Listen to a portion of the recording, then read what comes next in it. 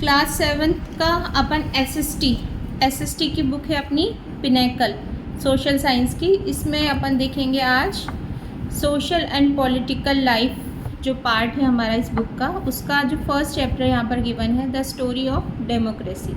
तो the story of democracy में अपने सब टॉपिक यहाँ पर गिवन है। Meaning of social and political life देखेंगे, उसके बाद अपन देखेंगे importance of social and political life. उसके बाद में अपना यहाँ पर मेन टॉपिक है इवोल्यूशन ऑफ डेमोक्रेसी। इवोल्यूशन देख लेंगे कि डेमोक्रेसी कैसे कैसे इवॉल्व हुई।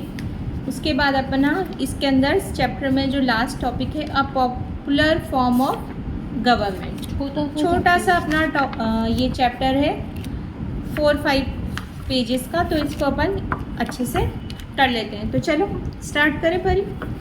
तो बच्चों आप देखो, सबसे पहले अपना टॉपिक जो है meaning of social and political life. तो सोशल लाइफ और पॉलिटिकल लाइफ का मीनिंग क्या है, ठीक है। तो social and political life has 2 parts, 2 part हुए। फर्स्ट क्या हुआ इसमें, social life, and second one is political life, ठीक है। To understand the meaning of social and political life, तो अपन को यहाँ पर सोशल और पॉलिटिकल वर्ड का मीनिंग देखना होगा। तो अपन को इनका सोशल और पॉलिटिकल लाइफ का मीनिंग भी यहाँ पर पता लग जाएगा। तो फर्स्ट अपन देखते हैं सोशल का मीनिंग क्या होता है। Related to society and lives of people around us, जो भी जितने भी पीपल वहाँ पर रह रहे हैं सोसाइटी से रिलेटेड है, यानी हाँ, तो related to the society and the lives of people around us, ठीक है।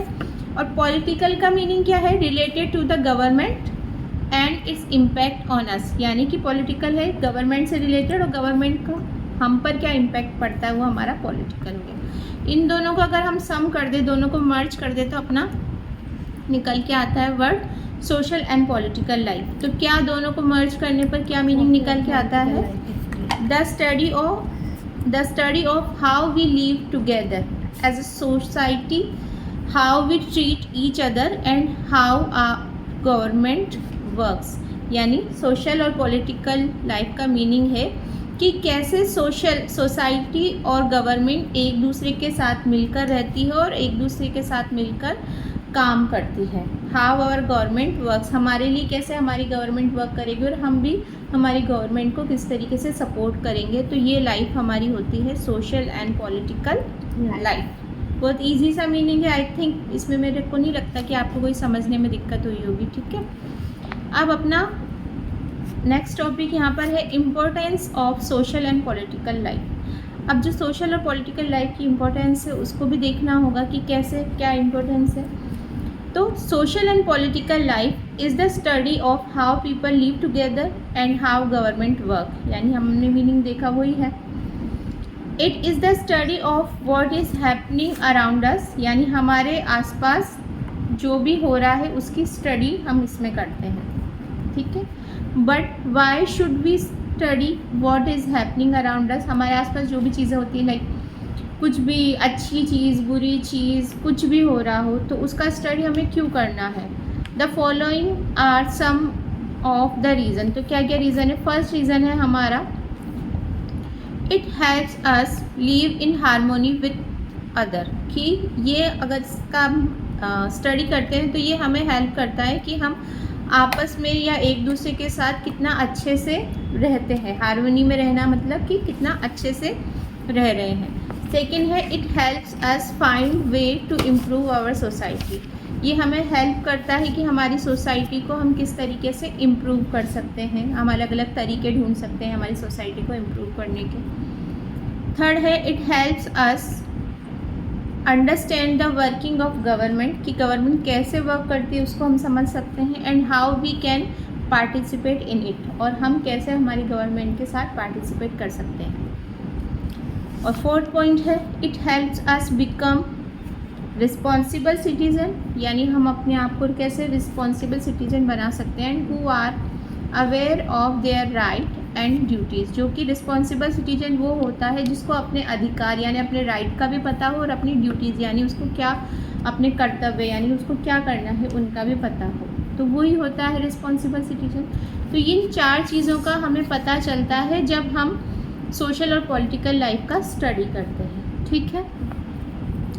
This year we will study the following topics in social political life. जो अभी का साल जो गया है उसमें हमने कुछ जो टॉपिक है like social life and our role, इसको स्टडी किया। सेकंड है governance of a country, a state और अ लोकेलिटी, इसको स्टडी करेंगे। थर्ड है इकोनॉमिक सिस्टम, इसको स्टडी करेंगे। तो ये जो 3 सब टॉपिक है इसमें topics in social and political life, उसको हम यहाँ पर देखते हैं। तो सबसे पहले social life and our role, social life और हमारा क्या उसमें रोल है उसको हम देखेंगे। फर्स्ट ये है the evolution and importance of democracy, कि हमारी जो डेमोक्रेसी है, हमारा जो लोकतंत्र है, उसका इवोल्यूशन कैसे हुआ, कैसे वो निकल कर आया, कैसे वो बढ़ता चला गया, कैसे उसमें चीज़ें एड ऑन होती गई उसको, और इम्पोर्टेंस क्या है हमारा जो डेमोक्रेसी, उसका इम्पोर्टेंस क्या है, वो क्यों ज़रूरी है हमारे लिए वो, ठीक। Second, importance of equality and struggle in the past of achieve it. और जो इक्वालिटी है उसकी इम्पोर्टेंस पता चलती है ना, कि हम सब में आपस में क्या होनी चाहिए, इक्वालिटी होनी चाहिए। और जो भी हमने स्ट्रगल किए पास्ट में हमारी इक्वालिटी को अचीव करने के लिए, उन सब के बारे में पता चलता है ना, कि पहले के टाइम में इक्वालिटी इतनी नहीं होती थी, लाइक वुमेन और मेन को भी अलग अलग तरीके से ट्रीट किया जाता था, लाइक पुअर को और रिच को अलग ट्रीटमेंट अपन ने पढ़ा था ना प्रीवियसली किसी चैप्टर में, ये सारी चीज़ें। फिर है the importance of understanding gender and its impact on our life, कि अलग अलग जो सबके रोल होते हैं उनको अंडरस्टैंड करना और उनका हमारी लाइफ पर क्या है वो दिखना। नेक्स्ट है इसमें the importance of media and its impact in our life. जो मीडिया है, मीडिया का पूरा चैप्टर अपन ने पढ़ा है, देख सकते हैं अपन उसको प्रीवियसली भी जाकर, उसका इम्पोर्टेंस और हमारी लाइफ पर उसका क्या इम्पैक्ट है उसको भी हम देखते हैं। किसके अंदर ही उसका स्टडी होता है, social life and our role के अंदर, ठीक है। सेकंड इसमें जो हम देखते हैं क्या है हमारा main topic, governance of a country, a state और अ लोकेलिटी, यानी कि पूरा कंट्री का कौन सा गवर्नमेंट कैसे रूल होता है, स्टेट वाइज कैसे रूल होता है और लोकेलिटी। तो ये अपन ने जो चैप्टर पढ़ा था ना गवर्नमेंट वाला, द स्टेट गवर्नमेंट और वो सारा हाई कोर्ट और सारा का सारा था, नाम भूल गई मैं उस चैप्टर का, क्या था, द स्टेट गवर्नमेंट था, हाँ है ना, यही था। तो वैसा सा ही देखते हैं, चलो। How are elections conducted and who contest them, किस तरीके से इलेक्शन कंडक्ट होते हैं, लाइक चुनाव होते हैं ना, इलेक्शन होते हैं, वो कैसे कंडक्ट किए जाते हैं, कौन उनको कंडक्ट कराता है। Second, how does the state government function, जो स्टेट गवर्नमेंट है उसका क्या फंक्शन है, कैसे उसका रोल होता है, लाइक हमारी लाइफ को कैसे इम्प्रूव करने के लिए रोल होता है, कि किस तरीके की पॉलिसीज़ वो बनाती हैं, इन सब का स्टडी करते हैं। और इसमें जो टॉपिक है इकोनॉमिक सिस्टम, उसमें क्या चीज़ देखते हैं हम, different types of markets and their impact on our life. Economic system में हम अलग अलग तरीके के मार्केट, मतलब कहने का मतलब है like food related market, industry related market, like clinic है तो क्लिनिक भी एक तरीके का मार्केट हुआ ना, डॉक्टर्स नहीं होंगे तो हमारी लाइफ इम्पैक्ट होगी। हर तरीके का मार्केट है और उनका हमारी लाइफ पर जो इम्पैक्ट है उसको हम यहाँ पर देखते हैं। तो ये हुआ हमारा importance of social and political life में, थोड़ा सा अपन ने इसको डिवाइड करके देखा। और इस चैप्टर में अपन आगे देखते हैं, देखो कि evolution and importance of democracy, let us do an activity to recall the meaning of democracy. तो डेमोक्रेसी को अपन ने किस तरीके से देखा था उसके लिए देखते हैं। तो एसेंसेस का मीनिंग क्या होता है, the most important feature of something, यानी बोलते हैं ना ये तो एसेंशियल है, ये तो एसेंसेस है, यानी कोई भी चीज़ का इम्पोर्टेंट जो फीचर होता है उसको हम देखते हैं। The most important feature of something, किसी भी चीज़ का। लाइक देखो ये किसका इमेज गिवन है अपन को, ताजमहल आगरा। ये एक बहुत अच्छा मोन्यूमेंट है ना, अपन ने देखा अपने आर्ट जो अजूबे हैं उसमें आता है, हाँ अपने फ्रंट पेज पर भी गिवन है। और ये है विरूपक्षा टेम्पल कर्नाटका, उसकी इम्पोर्टेंस अलग ही है। बांदीपुर नेशनल पार्क कर्नाटका, उसकी इम्पोर्टेंस। श्रीनगर, जम्मू एंड कश्मीर, मतलब सब चीज़ों की अपनी अपनी एक इम्पोर्टेंस होती है। तो इस चीज़ से अपन को क्या पता चलता है, देखो this is the essences of democracy, मतलब ये इम्पोर्टेंट प्लेसेस या थिंग्स है जिसकी इम्पोर्टेंस हमारी लाइफ में होती है. Work people have the power to participate in the decision making process. However was it the same in the earlier days. पहले के टाइम में सबको इतनी पावर नहीं होती थी ना डिसीजन मेकिंग की. Could every one participate in the decision making process. क्या हर एक पार्टिसिपेट कर सकता है कोई भी डिसीजन मेकिंग में. Were all country democratic. क्या सारी कंट्री जितनी भी है, हमारा इंडिया तो है ही, बाकी के लाइक और कौन कौन सी हो गई, बहुत सारी कंट्री है, लाइक पाकिस्तान हो गया, चाइना हो गया, अमेरिका हो गया, सारी कंट्री क्या डेमोक्रेटिक होती है क्या? ऐसा सब में तो नहीं होता. डेमोक्रेटिक का मीनिंग होता है सबका लोकतंत्र. हिंदी में अगर अपन मीनिंग देखें, लोकतंत्र, लोक मतलब कि जितने भी पीपल है उनके द्वारा चलाया गया शासन, यानी सबका उसमें इम्पोर्टेंट रोल होता है उनमें डिसीजन मेकिंग में. ठीक है, समझ में आ रहा है तुमको कि नहीं आ रहा? आ रहा है. अब अपन देखेंगे यहाँ पर मेन टॉपिक गिवन है इवोल्यूशन ऑफ डेमोक्रेसी. डेमोक्रेसी कैसे इवॉल्व हुई स्टेप बाय स्टेप, उसको अपन यहाँ पर देखते हैं. ठीक है. The idea of democracy has not always been what it is today. जो डेमोक्रेसी का आइडिया था वो शुरू से ही नहीं चला आ रहा था जो कि अभी चल रहा है. मतलब डेमोक्रेटिक हमारा इंडिया जब से इंडिया बना है तब से नहीं था. ठीक है. It took thousands of year for democracy of development. उसमें इंडिया में डेमोक्रेसी का डेवलपमेंट होने में थाउजेंड्स ऑफ ईयर लगे हैं. तो यहाँ पर अपन देखेंगे कि किस तरीके ओवर द टाइम कैसे डेमोक्रेसी डेवलप हुई है. तो as you may have discuss the democracy has change our century, यानी कि हैज़ चेंज आवर सेंचुरी, मतलब बहुत सारे सेंचुरी 100,000 साल में जैसे चेंज हुई है. The way we choose democratic government today in very different from how we did it in the past. पहले के टाइम में कैसे होता था वो सारी चीज़ें देखते हैं. तो मेन यहाँ से अपना टॉपिक स्टार्ट होता है कि कैसे इवोल्यूशन हुआ. एसी बंद करना था, देखिए ठंड लगी. वीडियो ऑन है, कोई बात नहीं.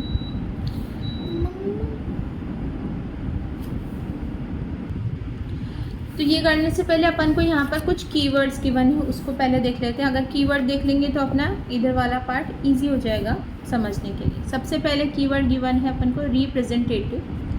तो रिप्रेजेंटेटिव का मीनिंग है a person who has been chosen to speak and act on behalf of a group of people. Representative बोलते हैं ना कि ये हमारी, जैसे अपन स्कूल सिस्टम में है, मतलब स्कूल में हो तो तुम्हारी क्लास में कोई मॉनिटर होगा या कोई होगा, वो तुम्हारी पूरी क्लास को रिप्रेजेंट करेगा. लाइक मैम को कुछ बोलना है या प्रिंसिपल को कुछ बोलना है तो तुम्हारी जो क्लास पूरा डिसाइड करेगी वो मैम तक, प्रिंसिपल तक पहुँचाने का तुम्हारा क्लास मॉनिटर करेगा. तो रिप्रेजेंटेटिव वो होता है एक पर्सन जो पूरा के पूरा जो एक ग्रुप ऑफ पीपल के बिहाफ पर किसी के सामने बोल सकता है, बता सकता है अपनी बात को पूरे ग्रुप की, वो होता है रिप्रेजेंटेटिव. तो क्या मीनिंग निकल के आया? A person who has been chosen to speak, वो पर्सन जिसको चूज़ किया गया है बोलने के लिए, and act on behalf of a group of people, पूरे जो ग्रुप ऑफ पीपल है उनके बिहाफ पर उसको बोलने के लिए चूज़ किया गया है. लाइक मॉनिटर से तुम समझ सकती हो, वो क्या हुआ? रिप्रेजेंटेटिव हुआ. सेकेंड है अपना एरिस्टोक्रेसी. एरिस्टोक्रेसी का मीनिंग है a type of government where a few people from rich और powerful families make the decision. Aristocracy का मतलब है कि वो उस तरीके की गवर्नमेंट जिसमें कुछ ही जो रिच और पावरफुल मेन है वो अपना डिसीजन लेते हैं और वो सब पे थोप देते हैं. मतलब उसमें पूछते नहीं है छोटे नॉर्मल पर्सन से, नॉर्मल पीपल से कि आपको क्या चाहिए, आपकी क्या मर्जी है, वो नहीं. डेमोक्रेसी का मतलब होता है कि सबसे पूछताछ के सबकी सलाह से कोई चीज़ अप्लाई करना. जबकि एरिस्टोक्रेसी का मीनिंग है कि उस तरीके की गवर्नमेंट जिसमें कुछ एक जो रिच और पावरफुल फैमिलीज़ हैं उनके वो लोग हैं वो ही डिसीजन ले, वो एरिस्टोक्रेसी हुई. समझ में आया? फिर है रिपब्लिक.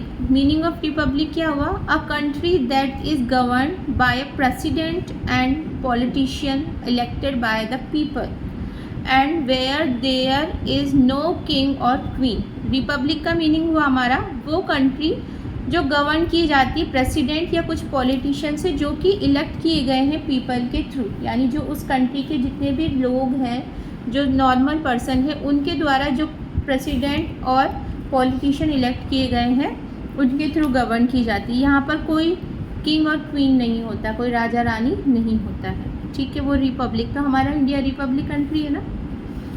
फिर कॉलोनीज का मीनिंग क्या हुआ? कंट्रीज और areas that are govern by people from another more powerful country.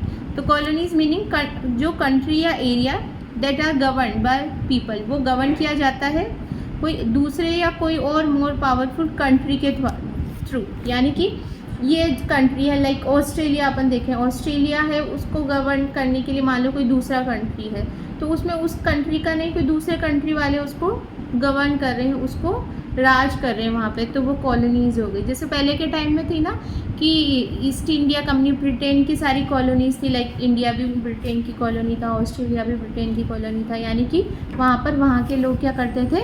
Govern करते थे। तो अपन ने कीवर्ड्स देख लिए, अब अपन इसको यूज़ करेंगे हमारा इवोल्यूशन ऑफ डेमोक्रेसी के अंदर। Today India has a democratic government which follow a representative democracy. Representative का मतलब देखा हमने कि हमारी इंडिया डेमोक्रेटिक कंट्री है जिसमें कुछ एक पर्सन हम चूज़ करते हैं किसी के बिहाफ पर, मतलब पीपल ऑफ ग्रुप के बिहाफ पर बोलने के लिए। However this was not always the case. पहले के टाइम में ऐसा नहीं होता था, हमेशा ऐसा नहीं होता था कि कोई चीज़ रिप्रेजेंट की जाए सबके बिहाफ पे। In many countries including India, people did not enjoy the rights and freedom we nowadays. पहले के टाइम में इवन बहुत सारी कंट्री तो अभी भी है, पर इंडिया भी था पहले के टाइम में, तो जो अपने राइट्स यानी उनके जो अधिकार है, उनकी जो फ्रीडम है, वो इन्जॉय नहीं कर सकते थे, उनको नहीं थी ये सारी चीज़ें। What happen over the time, तो क्या हुआ ऐसा, कैसे चेंज हुई? How did democracy change? Let us look at the timeline below to understand how democracy change over time and place. कैसे टाइम टू टाइम हमारी डेमोक्रेसी चेंज हुई। सबसे पहले अपन देखेंगे 5th सेंचुरी BC में कैसे डेमोक्रेसी थी हमारी। उसके बाद 5th सेंचुरी BC से 14th सेंचुरी BC का हमको टाइम पीरियड गिवन है। उसके बाद 18th सेंचुरी का, फिर 18th सेंचुरी से थोड़ा बाद की बात करेंगे, हल्का सा उसी में थोड़ा सा 2-4 साल बाद की। फिर 20th सेंचुरी में अभी का सिनेरियो है उसको भी डिस्कस करेंगे। 20th सेंचुरी, हाँ। तो देखिए, तो 5th सेंचुरी BC में हमारा बर्थ ऑफ डेमोक्रेसी हुआ। कैसे? Ancient Greece had rich power hungry rulers who made harsh laws. People revolt against these laws and created a democratic society. Yet back then only rich men could vote। जो birth of democracy अपन देखें तो क्या given है, जो ancient Greece जो rich people होते थे एंशियंट टाइम के, वो पावर और हंग्री रूलर्स, पावर और हंग्री रूलर का मतलब पावरफुल होते थे और दूसरों पर बहुत ज़्यादा हार्श रूल और रेगुलेशन लगाते थे, बहुत ज़्यादा हार्श यानी बहुत परेशान करने वाला।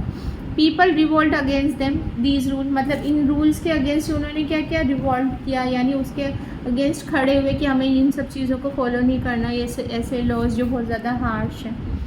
तो इसके लिए उन्होंने एक क्रिएट किया, डेमोक्रेटिक सोसाइटी उन्होंने क्रिएट की। पर डेमोक्रेटिक सोसाइटी तो क्रिएट की, पर उसमें नॉर्मल जो पर्सन है वो पार्टिसिपेट नहीं करते थे। Only rich man could vote, उसमें केवल जो पैसे वाले लोग होते थे वो ही वोट कर सकते थे। तो 5th सेंचुरी BC में ऐसा हुआ। उसके बाद 5th सेंचुरी BC से 14th सेंचुरी CE तक क्या सिनेरियो रहा डेमोक्रेसी का, वो देखें। Democracy in Europe. During this period various form of government including monarchy, aristocracy and democracy were followed. जो ये टाइम पीरियड था 5th सेंचुरी BC से 14th सेंचुरी BC, इस टाइम पीरियड में क्या हुआ, जो गवर्नमेंट थी अलग अलग फॉर्म उसने लिए। लाइक मोनार्की, मोनार्की मतलब होता है एक राजा एक रानी पूरा कंट्री का होना, वो ही रूल करेगा, उसी वो बोलेगा जो ही चलेगा।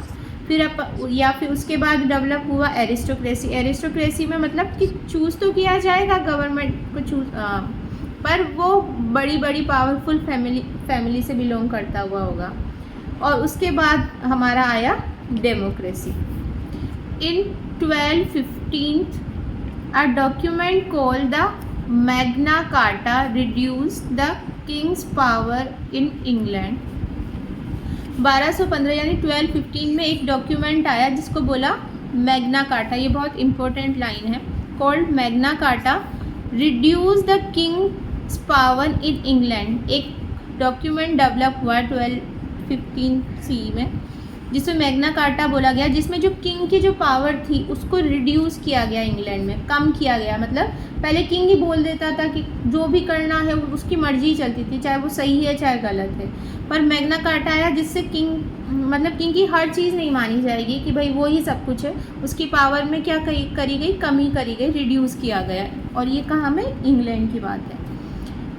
It gave more power to the parliament which made laws. इस जो मैग्ना कार्टा डॉक्यूमेंट था उसने किसको पावर दी, पार्लियामेंट को, कि वो लॉज बनाए पीपल के लिए। In the 14th century a republic government was elected in a few city states such as Venice and Florence। 14th century में जाकर रिपब्लिक गवर्नमेंट बनना स्टार्ट हुई, और वो भी कुछ एक ही जगह पर बनना स्टार्ट हुई, लाइक वेनिस और फ्लोरेंस में। ठीक है, तो अपन ने देखा कि कैसे डेमोक्रेसी धीरे धीरे डेवलप हो रही। पहले तो बहुत ज़्यादा हार्श लॉज बनाते थे, लोगों को बहुत परेशान करते थे, रिच और पावरफुल पीपल। फिर उसके बाद में सबने रिवोल्ट किया तो उन्होंने डेमोक्रेटिक सोसाइटी तो बनाई, पर उसमें केवल जो रिच पर्सन है वही वोट कर सकते थे। फिर उसके बाद में थोड़ा और डेवलपमेंट हुआ तो देखा गया कि पहले मोनार्की चलती थी, फिर उसके बाद में एरिस्टोक्रेसी चलती थी, फिर उसके बाद में कौन सी, डेमोक्रेसी चलती थी। फिर जो ये किंग्स की पावर को रिड्यूस करने के लिए कौन सा डॉक्यूमेंट, मैग्ना कार्टा डॉक्यूमेंट आया। उसने ये बोला कि पार्लियामेंट लॉ बनाएगी और उसके रूल के हिसाब से लोग काम करेंगे, वो लॉज फॉलो होंगे। और ये जो रिपब्लिक गवर्नमेंट है ये सबसे पहले कहाँ से चालू हुई थी, वेनिस और फ्लोरेंस से स्टार्ट हुई थी। तो समझ में आ रहा है कैसे कैसे इवॉल्व हो रही है। फिर बात आती है हमारी यहाँ पर 18th सेंचुरी। हाँ, तो यहाँ पर अमेरिकन रिवॉल्यूशन स्टार्ट हुआ 18th सेंचुरी में। अगर अपन ये मतलब पूरा एग्जैक्ट देखें तो 1775 सी से 1783 सी तक की बात करते हैं अपन। हाँ, American colonies fought for their independence. जो अमेरिकन कॉलोनीज़ थी, मतलब ये बोला था ना मैंने आपको, कॉलोनीज़ का मीनिंग बताया था कि कॉलोनीज़ वो अलग अलग कंट्री और अलग अलग होती है जो दूसरी कंट्री के थ्रू गवर्न की जाती है ना। तो अमेरिका की जो कॉलोनीज़ थी उन्होंने उसके आगे अपनी इंडिपेंडेंस के लिए क्या किया, लड़ाई करी, फॉट किया। राधू पानी ला दे। ठीक है, after gaining independence, new constitution were written granting several right to their citizens। जब कॉलोनीज़ के अगेंस्ट रिवॉल्यूशन हुआ तो इंडिपेंडेंस हो गई उनकी कंट्री, अलग अलग कंट्रीज़ की। तो और फिर इंडिपेंडेंस होने के बाद नया कॉन्स्टिट्यूशन आया, वो नया कॉन्स्टिट्यूशन ग्रांट किया गया, लिखा गया और अप्लाई किया गया सारी चीज़ें। ठीक है, फिर इसके बाद ही इसी 18th सेंचुरी में सेकेंड पार्ट जो है अपना फ्रेंच रिवॉल्यूशन 1789 से सी से 1794 सी में होगा। फ्रेंच रेवोल्यूशन अभी से फ्रेंच रेवोल्यूशन 18th सेंचुरी की बात कर रहे हैं ना अपन, उसका सेकेंड पार्ट 18th सेंचुरी का। In French poor people had to pay high taxes. French अपन देखते हैं कि फ्रांस में जो गरीब लोग थे had to pay high taxes while the rich did not. कि जो गरीब लोग थे बेचारे वो हाई टैक्सेस पे करते थे गवर्नमेंट को, जबकि जो रिच पीपल है वो नहीं करते थे बिल्कुल। People revolt against this unjust system. Injustice तो हुआ ही ना, बेचारे गरीब तो पे कर रहे हैं पर अमीर नहीं कर रहे। They fought a war to overthrow the monarchy and the burden of unequal taxes. तो अनइक्वल टैक्सेस के लिए और मोनार्की के लिए जो नॉर्मल पर्सन है, पुअर पीपल है, उन्होंने क्या करी, फॉट करी, लड़ाई करी, रिवॉल्ट छेड़ी। ठीक है, समझ में आ रहा है। फिर उसके बाद में 20th सेंचुरी सी में अपन देखेंगे democracy in India. India became independent in 1947, है ना। While framing the constitution there were decision on who should be granted the right to vote. यानी कॉन्स्टिट्यूशन बनाया गया और ये डिसीजन लिया गया कि हर एक पर्सन को वोट करने का राइट है, अपना मत देने का, अपना वोट देने का राइट है। Under the leadership of doctor B.R. Ambedkar, all Indian citizens of 21 years and above were given the right to vote। पहले के टाइम में जब स्टार्ट हुआ था ना, तब एज कितनी रखी गई थी, 21 ईयर। 21 और उससे जितना भी ज़्यादा के होंगे वो सब वोट दे सकते हैं। इन 1989 फिर 1989 में कम कर दिया गया एज को। In 1989 the voting age was reduce to 18 years. 1989 में एज, वोट देने की एज को 21 से कितना कर दिया, 18 ईयर्स कर दिया। तो अपन यहाँ जो टाइमलाइन गिवन है इवोल्यूशन ऑफ डेमोक्रेसी का, तो ये शॉर्ट में अपन क्या देखेंगे, 5th सेंचुरी BC से स्टार्ट हुआ। BCE मतलब बिफोर क्राइस्ट एरा या बिफोर कॉमन एरा। ये मैंने तुम्हें पहले भी बताया था ना, CE होता है कॉमन एरा, B लगा दो, बिफोर हो गया, है ना। फिर उसके बाद 5th सेंचुरी BC से 14th सेंचुरी CE का देखा अपन ने। फिर 18th सेंचुरी में दो पार्ट से, एक है 1775 से 1783 वाला पार्ट जो अपन ने देखा। उसके बाद 1789 से 1794 वाला पार्ट अपन ने देखा। फिर अपन ने अपना देखा ही सही 20th सेंचुरी CE में हमारा 1947 में जो अपना कॉन्स्टिट्यूशन हुआ उसको देखा। ठीक है, फिर अपन यहाँ पर देखेंगे the idea of democracy originated in ancient Greece. जो डेमोक्रेसी का आइडिया है वो कहाँ से ओरिजिनेट हुआ, एंशिएंट ग्रीस से डेवलप हुआ। However the path of democracy was not easy. मतलब जो डेमोक्रेसी डेवलप हुई उसका जो पूरा पाथ है, पूरा जो मार्ग है, पूरा जो वो है, वो ईजी नहीं रहा है। Numerous protest, revolts and revolution such as American and French revolution lead to countries becoming democracy. Country को डेमोक्रेटिक बनाने के लिए कितने ज़्यादा तो प्रोटेस्ट हुए, कितने ज़्यादा रिवॉल्ट हुई, कितने रिवॉल्यूशन हुए, अमेरिकन फ्रेंच इस तरीके के रिवॉल्यूशन हुए, तो कंट्री बिकमिंग डेमोक्रेटिक। इतना सब कुछ झेलने के बाद हमारा कंट्री क्या हुआ, डेमोक्रेटिक हुआ। ऐसे ही नहीं हो गया है कि जस्ट डेमोक्रेटिक बन गया है। तो and establish specific ideas and principles for our constitution. तो हम ये देख सकते हैं कि हमारा डेमोक्रेसी, हमारा इंडिया को डेमोक्रेटिक बनने में कितना ज़्यादा संघर्ष करना पड़ा है। और सबसे पहले ये कहाँ से ओरिजिनेट हुआ, ये लाइन एंशिएंट ग्रीस से। और पूरा डेवलपमेंट के लिए कितनी numerous type of protest, revolt और ये सारी चीज़ें झेलनी पड़ी है। ठीक है, इससे रिलेटेड कुछ क्वेश्चंस भी हैं, अपने देख लेते हैं, अपन डिस्कस करते हैं दोनों मिलकर। देखो, state whether the following statement are true और फॉल्स। ये और मैग्ना कार्टा वाला भी अंडरलाइन करो, ये भी इम्पोर्टेंट है। यहाँ से करो, ईयर से लेकर यहाँ तक करो, लॉज तक, थर्ड लाइन में भी हाफ।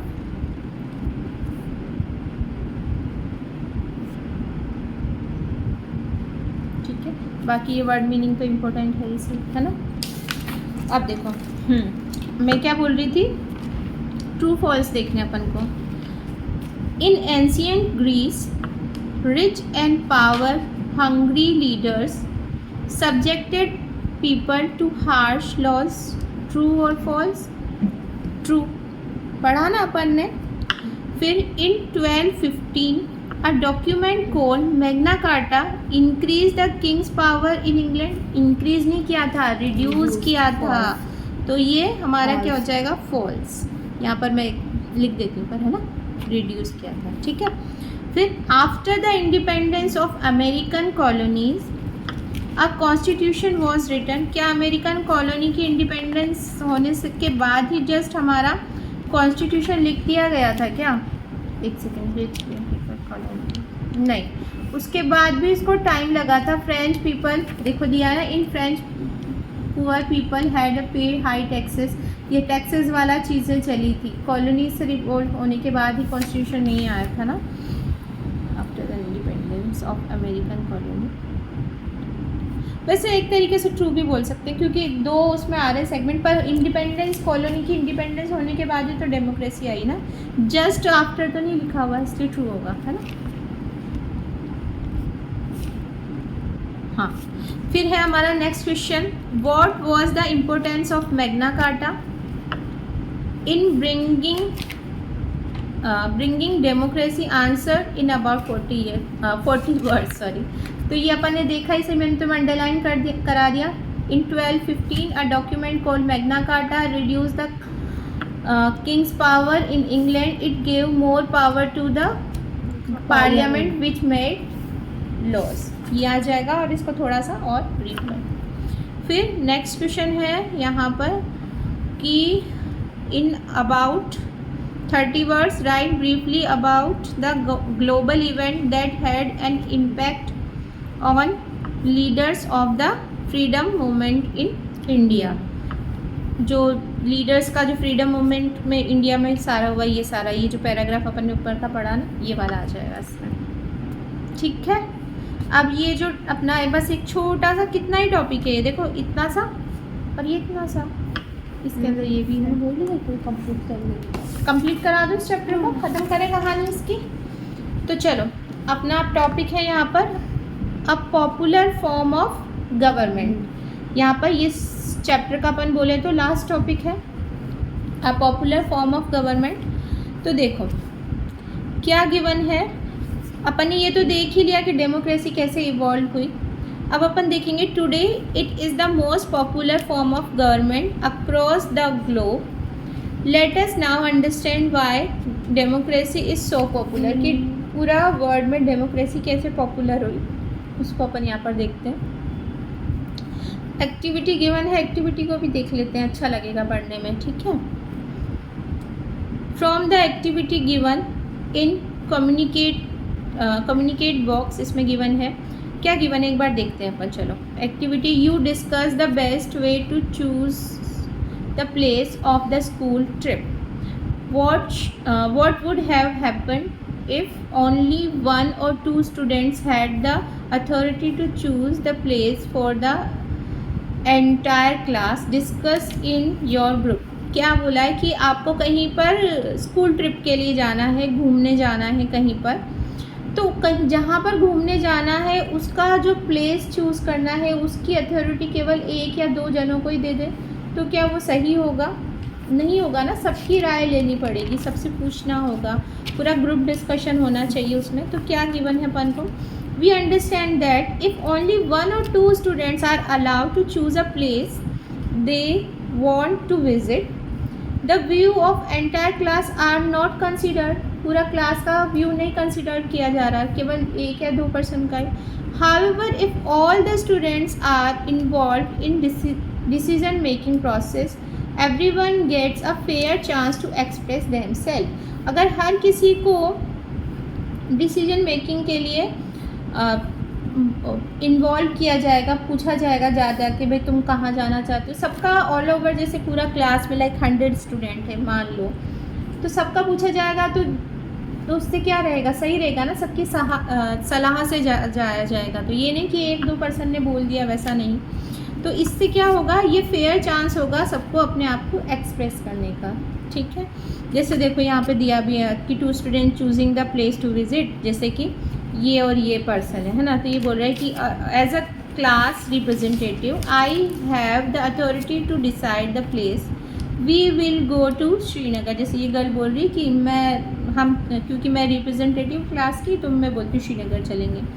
तो ये बोलती है दूसरी girl, my uncle lives in Agra, we should go there so that I may visit him. भाई मेरे अंकल आगरा में रहते, तो मतलब सब केवल इन दोनों की सलाह से तो नहीं होगा ना। फिर यहाँ पर दिया है देखो कि all student voting to choose the place to visit, जैसे इस वाले इसमें दिया हुआ है let us vote, let us decide together, let us choose a place that provides a good learning experiences, I agree। तो सबसे पूछा जा रहा है वोट करके कि भाई कहाँ चलना, लाइक 4-5 जगहों का नाम दे दिया, फिर सबसे वोट करवा लिया कि कहाँ चलना है, तो जिसका मेजॉरिटी ऑफ वोट आया वहाँ पे चले गए। तो इस तरीके से सबको फेयर चांस मिलता है अपने आप को एक्सप्रेस करने का। अब यहाँ पर गिवन है similarly democracy ensure that people of country retain the decision making power instead of only one person getting the power unlike a monarchy। तो इसी तरीके से जैसे अपन ने क्लास की बात करी वैसे के वैसे अपन पूरा कंट्री की बात करें तो डिसीजन मेकिंग के लिए हर एक पर्सन की अपनी अपनी एक इम्पोर्टेंस है, सबकी हर एक person getting all the power सबको मिलती है अनलाइक अ मोनार्की में जबकि ऐसा नहीं होता। मोनार्की मतलब मोनो मतलब सिंगल, आर्की मतलब एक ही पर्सन की मानना चाहिए, यानी कि एक किंग या क्वीन होता है, वैसा नहीं होता। Democracy lets you choose representative to speak for your state और कम्युनिटी। डेमोक्रेसी हमें चांस देती है, हम डेमोक्रेसी में हम चूज़ करते हैं एक कोई रिप्रेजेंटेटिव हमारी पूरी कम्युनिटी को रिप्रेजेंट करे आगे जाकर। लाइक अब रिप्रेजेंटेटिव भी अपनी मर्जी नहीं चलाता, वो भी अपने नीचे वालों से सलाह मशवरा करके ही आगे बढ़ता है ना। दस most countries prefer a democratic form of government. तो इस तरीके से जो अलग अलग कंट्री है, most country prefer democratic form of government, इसीलिए जितनी भी कंट्री है ज़्यादातर कंट्री वो क्या चाहती है कि डेमोक्रेटिक चले गवर्नमेंट वहाँ की। Other reason for the popularity of democracy are as follows. क्या क्या है अदर रीज़न डेमोक्रेसी का पॉपुलर होने का? देखो फर्स्ट है democracy ensure the existence of an equal and just society, यानी कि डेमोक्रेसी इंश्योर करती है हर एक जो भी पर्सन है उसकी एग्जिस्टेंस को और सबकी इक्वलिटी को, जितने भी जो भी सोसाइटी के अंदर है सबका। सेकेंड है democracy guarantees the direct and indirect involvement of common people in decision making. Democracy चाहे डायरेक्ट हो चाहे इनडायरेक्ट हो हर एक पर्सन का इन्वॉल्वमेंट देती है वोट के थ्रू चूज़ करने के लिए डिसीजन मेकिंग में। हम जैसे कि हमने जिस भी गवर्नमेंट को चूज़ किया वो हमारा उस पर बिलीव है कि ये सही करेगी, तो हमारा उसमें हुआ ना राइट, हमने किया ना, ठीक है। थर्ड है democracy ensure that the dignity of individual in upheld and that there are institutions such as judiciary to check them। Democracy ensure करती है कि हर एक जो इंडिविजुअल है उसकी डिग्निटी का यानी उसके आत्म स्वाभिमान का अपहेल्ड, उसका आत्म स्वाभिमान बना रहे, ऊंचा रहे, and there are institution such as judiciary to check them, यानी उसके लिए उनकी इक्वलिटी उनके आत्म स्वाभिमान इंडिविजुअल की बनी रहने के लिए जुडिशरी बनाई जाती है, यानी कि किसी के भी राइट का या किसी की भी चीज़ की दिक्कत हो रही तो उसके लिए क्या बना है, हाई कोर्ट और सुप्रीम कोर्ट और कोर्ट बने हुए हैं ना, ठीक है। और ये फोर्थ और last, in diverse country such as India democracy ensure that all differences are accommodated, यानी कि चाहे हमारी कंट्री हो चाहे और भी जो डाइवर्स कंट्री है, अलग अलग लोग सब एक जगह अपने जो डिफरेंसेस है उनको भुलाकर एक जगह क्या होते हैं, अकोमोडेट, एक जगह आकर अपने डिसीजन बनाते हैं। तो ये जो हमारा चैप्टर है name is the story of democracy, इसको अपन ने देखा। इसमें अपन ने देख लिया meaning of social and political life, importance of social and political life देख लिया अपन ने, इवोल्यूशन ऑफ डेमोक्रेसी इतना अच्छे से देखा, a popular form of government देखा। तो ये जो चैप्टर है अपना यहाँ पर क्या होता है, कंप्लीट होता है।